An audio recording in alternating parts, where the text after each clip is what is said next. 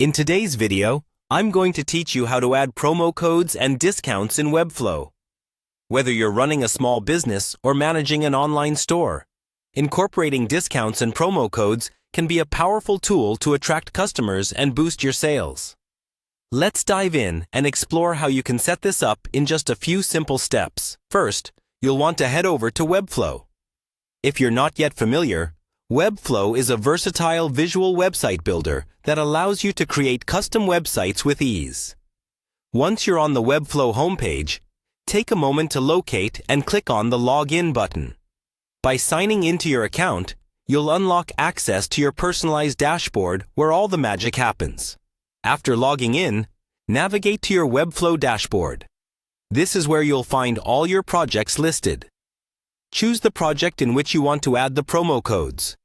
Once you're on the project page, keep an eye out for the CMS button and give it a click. The CMS, or Content Management System, is the heart of your project where you manage your content. Next up, you'll want to click on E-commerce. This is your gateway to managing everything related to your online store within Webflow. Once in the e-commerce section, you'll see an option for discounts. This is where you can view existing discounts or, more importantly for today's task, create new ones.